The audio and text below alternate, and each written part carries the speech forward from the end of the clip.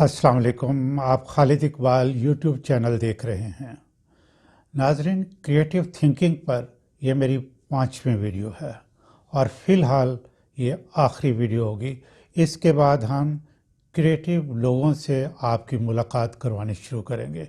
हमारा जो प्रोग्राम है कस्बे कमाल कुन के अजीज़ जहाँ शवी, उस प्रोग्राम के तहत हम मुख्तलिफ़ लोगों को जो कि क्रिएटिव लोग हैं इस प्रोग्राम में लाएंगे और फिर जो अभी तक हमने वीडियोस बनाई हैं और क्रिएटिव थिंकिंग के डिफरेंट एस्पेक्ट्स पे बात की है वो बताएंगे और फिर वो लोग जो हैं वो किस तरह चीज़ें तख्लीक करते हैं मुख्तलिफ़ शोबों से इंशाल्लाह हम लोगों को बुलाएंगे।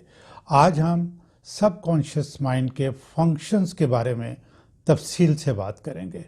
अभी तक इस एरिया में जो रिसर्च हुई है और जो अवेलेबल नॉलेज है मैं वो आपसे डिस्कस करूँगा। नाज़रीन, आज की दुनिया में स्ट्रेस बहुत है। जिससे पूछो टेंशन, स्ट्रेस, इसकी बहुत सी वजूहात हैं। नतीजा क्या है कि एक कसीर तादाद में लोग उलमाए कराम, बुजुर्गान दीन, रूहानी शख्सियात के पास मशवरे के लिए जाते हैं और फैज़ याब भी होते हैं। सवाल पैदा होता है कि उन बुज़ुर्गों के पास कौन सा ऐसा इल्म है जिससे उनको आपकी ज़िंदगी के पोशीदा पहलुओं का पता चल जाता है या आपकी प्रॉब्लम्स का हल जो है वो बग़ैर आपको सुने बता देते हैं और उनके बताए हुए हाल ज़्यादातर कारामद भी होते हैं। अहम सवाल जो है वो ये है कि उनके पास ये हल कहाँ से आते हैं, उनका सोर्स क्या है, ये बात जानने वाली है। नाज़रीन, मेरे इल्म और तजर्बे के मुताबिक इन बातों को एक्सप्लेन करने के लिए अगर हम सब कॉन्शियस माइंड के फंक्शंस को समझ लें तो इसकी एक्सप्लेनेशन हमें बहुत हद तक मिल जाएगी। नाज़रीन, ऐसी शख्सियात जिनका मैंने ज़िक्र किया है वो अपने अपने शोबे में बहुत इल्म रखते हैं, उन्होंने बहुत इल्म हासिल किया होता है, उसका बहुत इस्तेमाल किया होता है, सोचो विचार किया होता है, गौर व फिक्र यानी थिंकिंग उनका मामूल होता है। इस प्रोसेस में उनको दोनों साइड्स ऑफ द ब्रेन यानी right side of the brain and left side of the brain integrate करके कंसंट्रेशन करते हैं और फिर इन मसाइल का हल जो है वो इतनी प्रैक्टिस कर चुके होते हैं कि यूं ही वो किसी मसले को सुनते हैं तो फ़ौरन वो हल आपको बता देते हैं और उनके सब कॉन्शियस माइंड ने भी बहुत ज़्यादा काम किया होता है।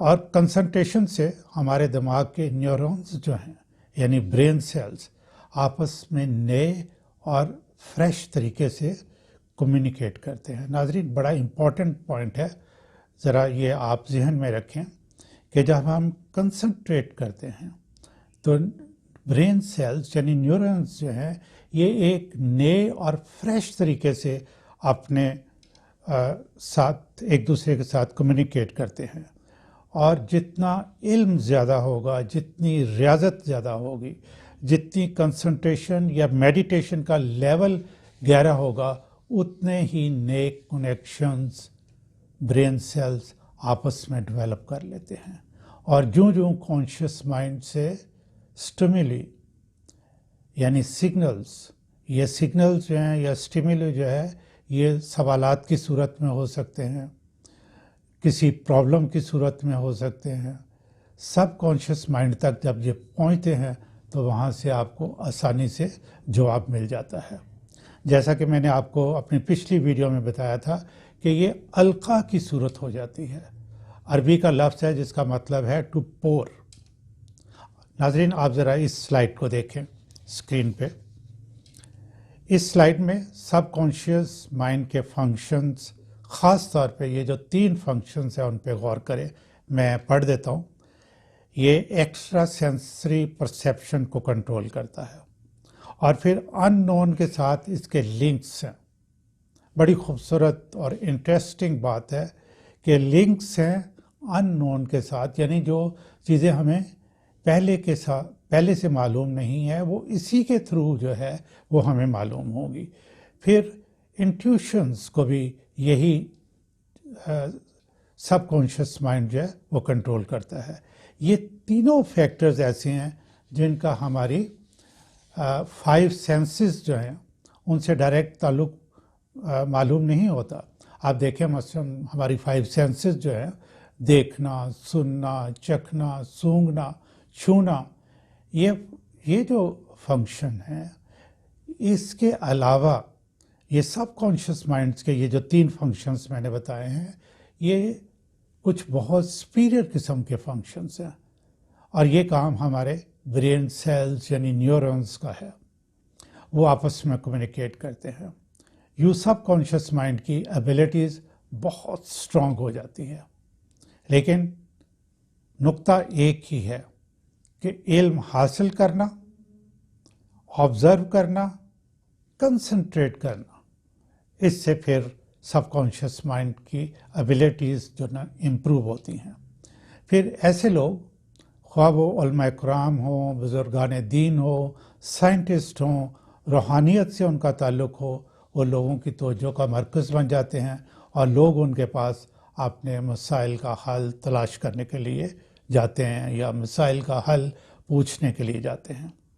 دوسرے شعبوں میں کریٹیو لوگوں کا بھی یہی عمل ہے کہ انوینشنز بھی ایسے ہی مارز وجود میں آتی ہیں.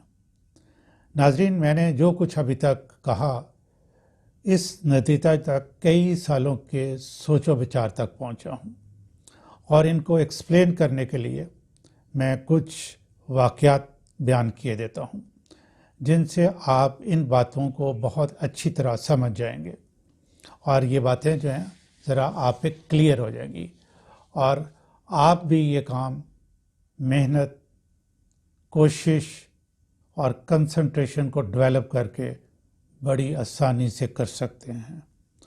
مختلف لوگ مختلف شعبوں میں مہارت حاصل کر سکتے ہیں. ناظرین، ایک بات سمجھنے کی ہے کہ اس کائنات میں جو کچھ بھی ہو رہا ہے وہ ایک سسٹم کے تحت ہو رہا ہے. یہ بات ہم قرآن پاک سے سمجھ سکتے ہیں. چاند اور سورج کی منزلیں طے کر دی، وہ اپنے دائرے میں تیر رہے ہیں. اللہ کہتا ہے غور کرنے والوں کے لیے اس میں بہت نشانیاں ہیں، یعنی سیکھنے کو اس میں بہت کچھ ہے. اسی لیے اللہ تعالیٰ نے انسان کو بار بار غور و فکر کرنے کے لیے کہا ہے، یعنی تھنکنگ کے لیے کہا ہے. یہاں مجھے ایک واقعہ یاد آ گیا.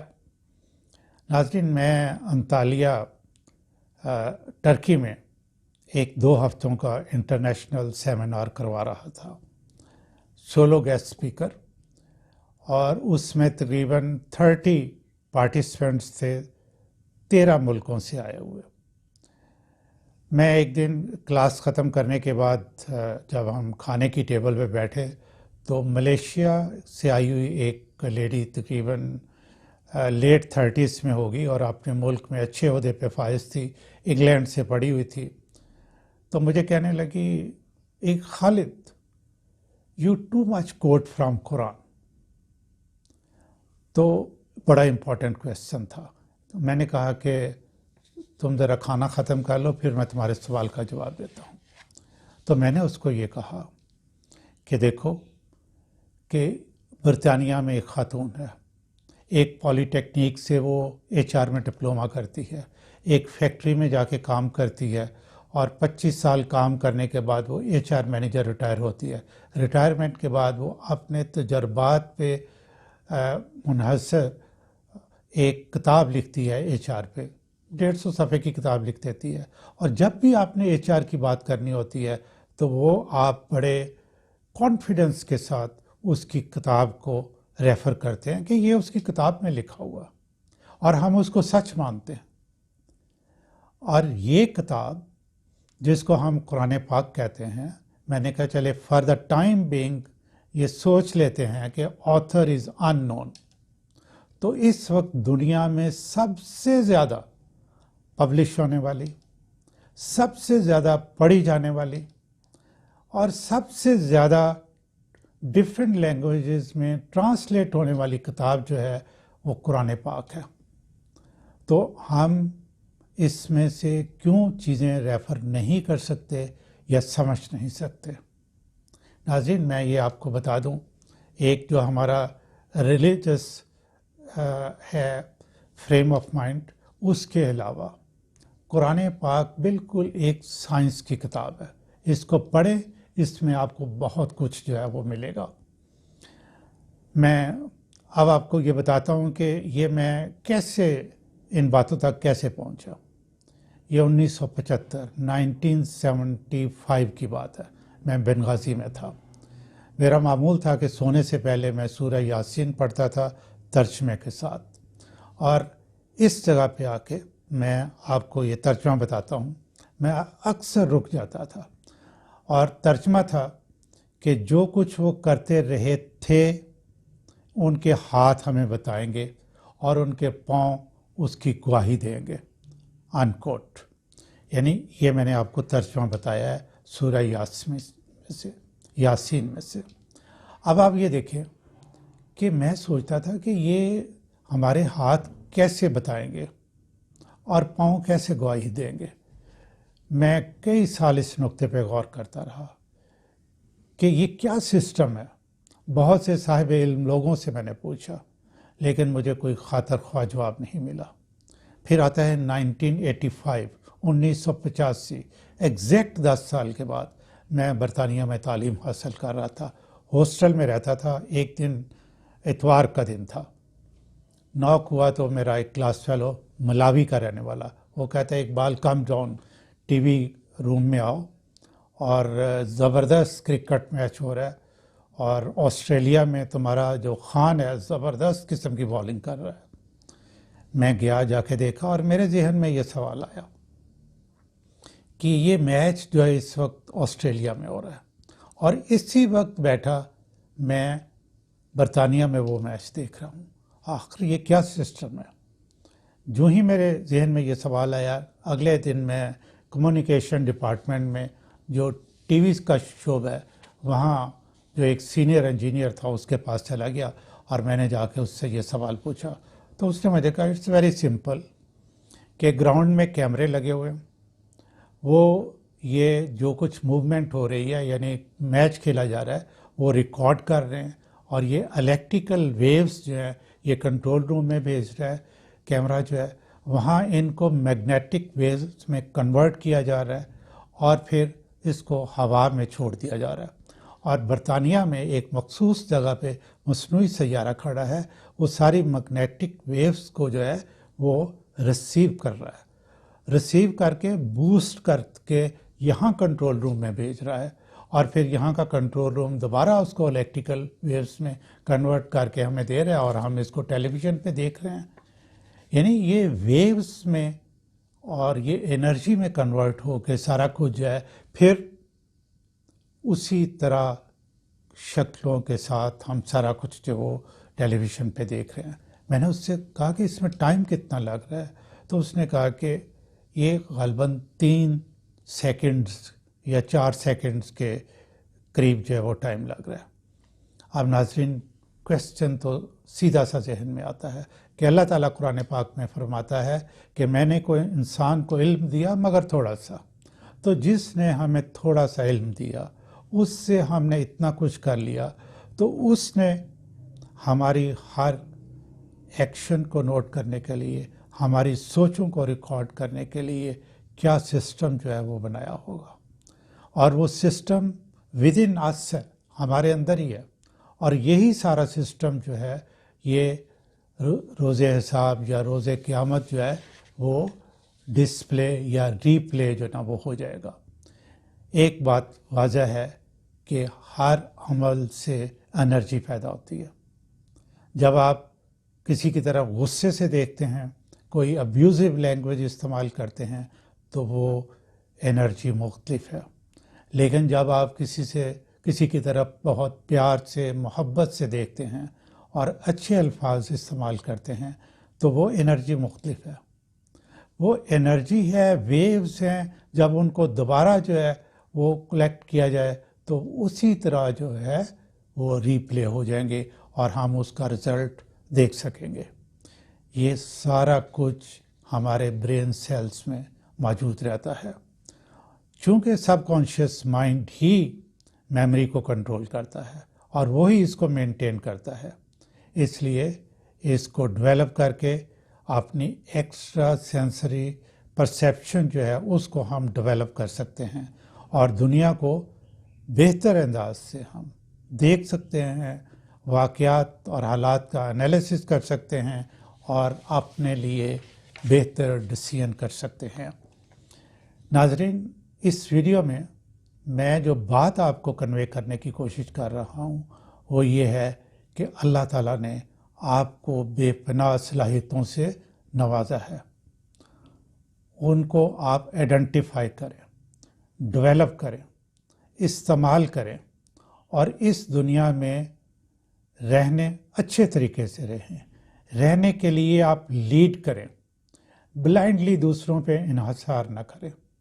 अगर हम अपने लेफ़्ट और राइट ब्रेन को इस्तेमाल नहीं करेंगे, ये सबकॉन्शियस माइंड की में जो सलाहियतें हैं उनका इस्तेमाल नहीं करेंगे, हम क्रिएटिव लोग नहीं होंगे, तो हम जानवरों की तरह दूसरे लोगों को फॉलो ही कर रहे होंगे। तो हमें भी बेहतर इंसान बनने के लिए, अफजल इंसान बनने के लिए, अक़वाम आलम में अपने आप को एक बेहतरीन कौम साबित करने के लिए ये ज़रूरी है कि हम अपने जो हमारी सलाहियतें हैं उनका इस्तेमाल करें और इसकी एप्लीकेशन जो है वो इंडिविजुअल लेवल पे यानी इनफरादी सतह पे होने चाहिए, ऑर्गेनाइजेशनल लेवल पे होना चाहिए और फिर मुल्की लेवल पे होना चाहिए, ताकि हमारे मुल्क की कोई इज़्ज़त हो। मुल्क की इज़्ज़त होगी किस तरह कि हम काम करेंगे, ऑर्गेनाइजेशन काम करेंगी तो हमारे मुल्क की इज़्ज़त होगी। और इसी तरह हमें चाहिए कि हम अपने अंदर क्रिएटिव लोग पैदा करें जो नई नई इन्वेंशंस जो ना वो करें, ताकि हम फिर दुनिया के अंदर वो अपनी चीज़ें लेके जा सकें। नाज़रीन, आज के लिए इतना ही।